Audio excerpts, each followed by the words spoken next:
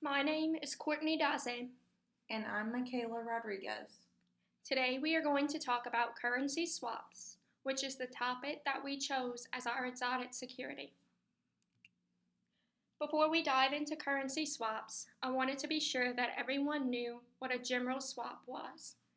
The definition of a swap is an agreement between two groups or counterparties to swap or trade a series of cash flows for a specific time period at a specified interval in time.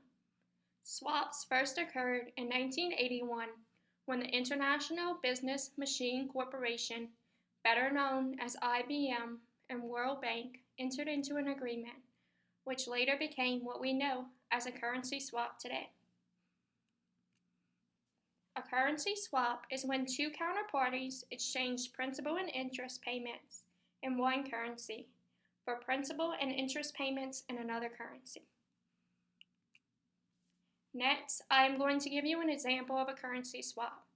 Let us consider that we have two firms. The first company, the building on the left, has issued a bond that is denominated in US dollars, and across the ocean, another company, the building on the right, has issued a bond that is denominated in euros. These two counterparties enter into a currency swap, particularly a fits-for-fits currency swap, which we will define later on in the presentation. The first thing that they do is exchange the principal. This exchange in principal at the start of the swap makes currency swaps unique from other swaps, especially plain vanilla interest rate swaps. This amount usually tracks pretty closely with the exchange rate. In this example, perhaps this is an exchange of $10 million for 6 million euros. After the exchange of principal, usually around the 6-month interval, the two companies will exchange interest payments. Since this example is a fits-for-fits swap, this means that the counterparty on the right is paying a fixed rate of interest in dollars on the principal via a financial intermediary to the other counterparty. The counterparty on the left is paying a fixed rate in euros on the principal via a financial intermediary to the counterparty on the right. Since this is a fits-for-fits swap, both groups know from the beginning exactly what the principal exchange will be and what the interest payments will be. At maturity, the counterparties will exchange back the principal. Each counterparty has transformed its obligation.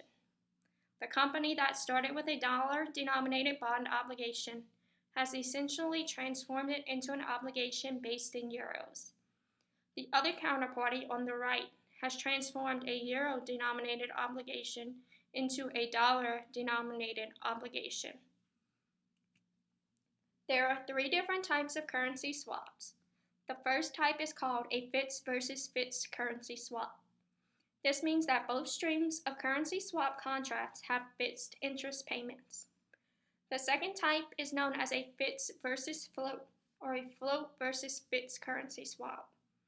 This type of currency swap means that one side of the currency swap involves a stream of fixed interest payments, while the other side is a stream of floating interest payments.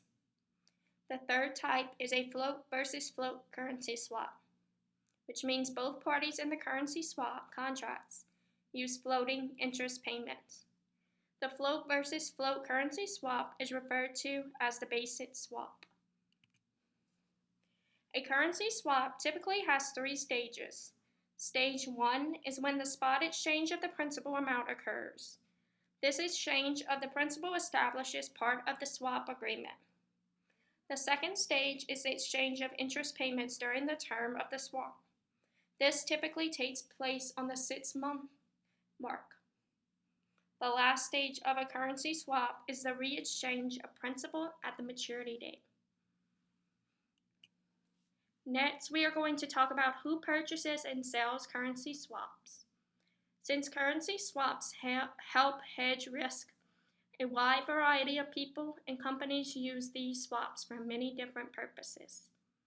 A few examples of users of these currency swaps are international investors, banks, multilateral corporations, and institutional investors for funding foreign currency investments. The maturity of currency swaps can be anywhere from 1 year to 30 years. It just depends on the individual swap. And now I will continue talking about who sells and purchases currency swaps. Multilateral corporations will choose to enter into a currency swap in order to make payments to the borrowing country in their own currency and receive payments in their domestic currencies, which mitigates exchange rate volatility. Banks and institutional investors will choose to enter if they are seeking to lower their lending rates when they are taking loans or issuing bonds abroad to fund their operations or to expand their operations. International investors may use currency swaps if they are looking to hedge their investments against exchange rate fluctuations when they are buying bonds, equity, or real estate in foreign countries. Global banks usually act as intermediaries in a swap transaction to help bring the two groups together. The U.S. Commodity Futures Trading Commission regulates the currency swaps market. We will talk about this a little later when we talk about the Dodd-Frank Act. The reason that currency swaps are used is primarily to hedge potential risk associated with exchange rate movements and to minimize cost and interest rates on loans in other countries. They can be used to secure an exchange rate for an extended period of time, and they do not have to be monitored. Currency swaps also do not have to appear on the balance sheet like a typical loan would. Since these swaps are traded over the counter, this makes them susceptible to risk of the counterparty defaulting on the swap. Credit risk is shifted towards the end of the swap. The big principal is due at the end, therefore the other party is more likely to not be able to pay. The cash flows expected are the interest payments from the other party. The exchange rate resets when there is a coupon payment. A small payout is expected. Interest is paid out in the currency swapped for by both parties on each coupon payment date in a dealer-to-dealer transaction. Dealer-to-consumer markets are more complicated. Many variables can be changed depending upon each customer. Now I will talk about the effect the Dodd-Frank Act has on currency swaps. After the financial crisis of 2008, the Dodd-Frank Act improved the authority of the U.S. Commodity Futures Trading Commission.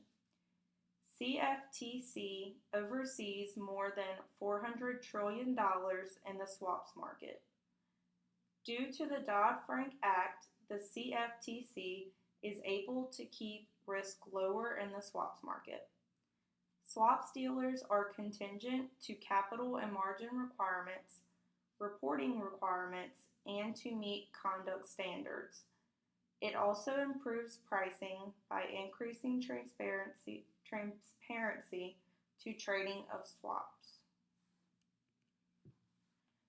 Currency swaps are customized contracts that are traded as over-the-counter derivatives between private parties.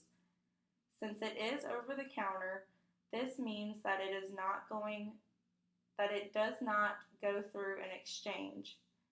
It is traded directly between the two parties or with a bank acting as an intermediary.